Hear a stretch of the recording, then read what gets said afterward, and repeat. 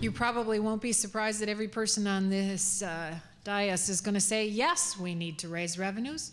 Of course we need to raise revenues. Everybody knows it, and we've known it for a long time. We've known that our budget was not structurally balanced. We've known that this no new taxes pledge of Tim Pawlenty was no more than pushing down tax increases to local government like my office. We've known that. We've known tough stuff needed to happen because of that. But you know what? It doesn't get done. And it's time to get it done. Now, how can a governor get that done? How can a governor accomplish balancing the budget, including raising revenue? Number one, make it a nonpartisan issue. There isn't a single Republican that agreed to be with us here today. We've got to get away from making this problem solving of the needs of our state and how we're going to pay for it be a Democratic issue. We need a governor who operates in a nonpartisan environment like mine as a county official. When we have a problem at the county, I find my two best allies are the most liberal Democrat and the most conservative Republican, because we problem solve and we get the job done. That's what you need in a governor. You need someone who's going to make the tough decisions and not worry about whether or not that tough decision has political consequences. You know what that sounds like to me? That sounds like what a county attorney does every day, is make tough decisions that could cost you your political career. But it's about time we had a governor who made decisions the same way, and I will be that governor. Yes, I will raise revenue. Yes, we'll have to figure out how to redesign services, but only with you at the table. I will get it done. Well, many of you know I'm the chair of the Senate Tax Committee. I've probably had more disagreements with Governor Pawlenty than any of my colleagues. In fact, he's probably vetoed more of my bills than anybody else's. I've sent him multiple tax bills to help address the state's structural budget deficit. And I don't just talk about raising taxes on the fourth tier or raising revenue. All you have to do is look at this year's Senate tax bill, and you can see what Tom Bakk will do if he's governor, because I was the author of it. We have to revisit some of the decisions that were made in the 90s when this economy was just humming along. We cut taxes and cut taxes and cut taxes, and now there's not enough money to do things that everybody in this room knows the state needs to do. So what did this year's tax bill do? It undid the income tax cuts of 1999. It undid the income tax cuts of 2000. And yes, it put a fourth tier on the income tax on wealthier Minnesotans.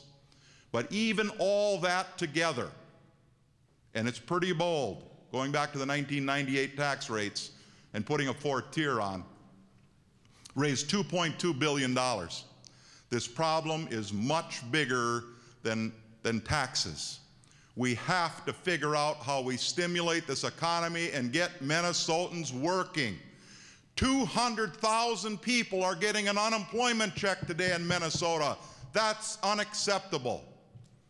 Fewer Minnesotans are working today than when Tim Pawlenty was elected in 2002.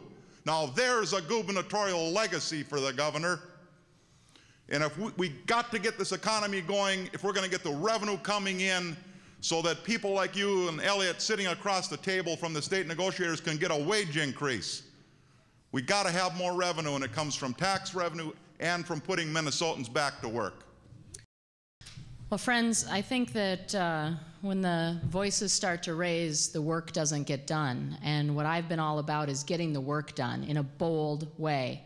I have stared down this governor and overrode this governor. I have been the one that's led the charge on progressive taxation already in this state. If you want to see what we'll do, you can look at the last 2 years of budget cycles. We have put out progressive taxation. And the reason why, we can't lose the reason why. The reason why is our foundation as a state, a foundation that people build their lives up on top of, is cracked. It has concrete hanging off of it. It has its rebar showing, and we need to go back in and rebuild that foundation so people can have a successful life in this state.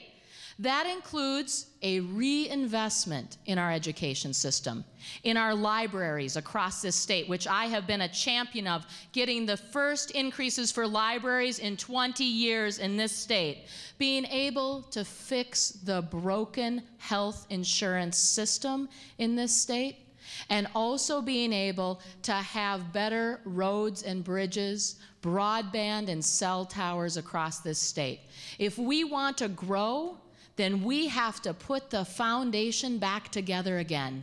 I'm the governor who will work with you, and I will lead the people to see rebuilding that foundation is fundamental to being able to have a successful state, one that's #1 again in per capita income in this country, one that's #1 again in high quality public services in this country again, one that's #1 again in making sure that we are healthier as a state. I want to do that with you, and it's going to take more progressive, stable, fair revenue to do it.